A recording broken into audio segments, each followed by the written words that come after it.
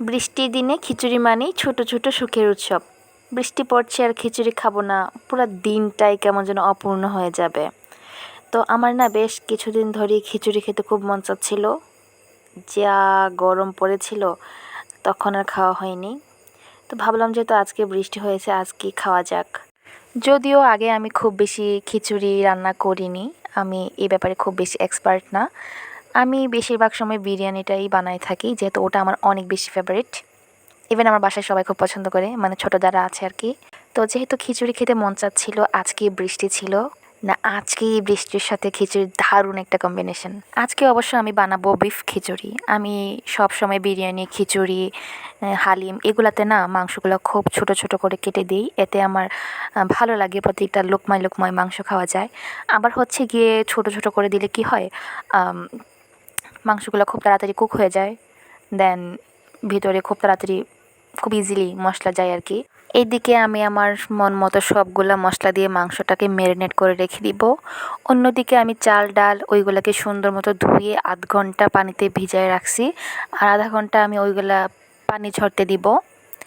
তো এগুলাকে আমি সবগুলো বাটা মশলা, গুঁড়া মশলা, তারপর একটা স্পেশাল মশলাও ছিল, ওইটা দিয়ে সব কিছু দিয়ে সুন্দর মতো মাখাই দিছি। তারপর উপরে আস্ত গোটা মশলা দিয়ে ঢেকে রাখছি। যেহেতু বৃষ্টি এখন ছিল না, মানে থেমেছিল আর কি, তো আমি একটু বাগানে গেছিলাম ঘুরতে। ওয়েদারটা জাস্ট ওয়াও ছিল, মাসাল্লাহ অনেক সুন্দর ছিল। আমার তো আসতে মন চাচ্ছিল না, কিন্তু ওইখানে 5 মিনিট থাকতে থাকতে এর মধ্যে আবার বৃষ্টি শুরু। তারপর চলে আসতে হয়েছে। প্রায় 1 ঘন্টা ম্যারিনেট করে রাখার পর আমি এখানে রান্না বসাই দিছি। এখানে আমি মাংসটাকে কষাচ্ছিলাম, কিন্তু আমি সবসময় দেখি যে মাংস কষানোর সময় মাংস থেকে পানি ওঠে, কিন্তু এখানে একটু পানি উঠতেছিল না। দেন আমি অল্প একটু গরম পানি দিছিলাম। তারপর কালারটা একটু কম হয়, এর মধ্যে আমি একটু মরিচের গুঁড়া দিছি। আর এখন যেটা দিছি দেখলেন, ওটা কিন্তু চিজ ভাবলে ভুল হবে, ওটা চিজ না, ওটা ছিল ডালডা। ওটা তেলের পরিবর্তে দেওয়া হয় আর কি। ডালডা দিয়ে খিচুড়ি, বিরিয়ানি এগুলো খেতে আমার কাছে খুব মজা লাগে। তারপর সেই পানি ঝরিয়ে রাখা চাল ডাল সবগুলা দিয়ে দিছি। তারপর চাল ডালগুলোকে একটু সুন্দর মতো 10-15 মিনিটের মতো ভেজে নেব। তারপর এর মধ্যে দিয়ে দিব গরম পানি পরিমাণ মতো। তারপর এর মধ্যে দেখলাম যে লবণ কম হয়েছে, এই নিয়ে কিন্তু আমার 5 নাকি 6 বার লবণ দেওয়া হয়েছে। তারপর টেস্ট করে দেখলাম যে মনে হয় একটু লবণটা একটু বেশি হয়ে গেছিলো।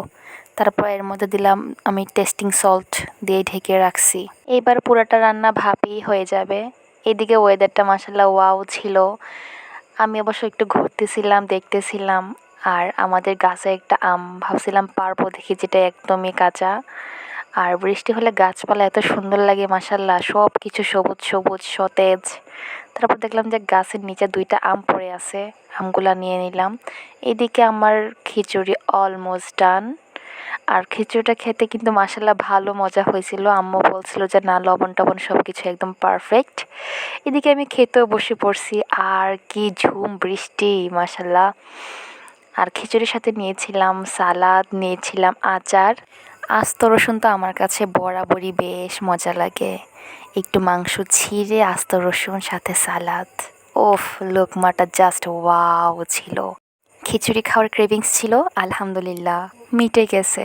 বৃষ্টিমুখর দিনে কে কে খিচুড়ি খেতে পছন্দ করেন জানাবেন।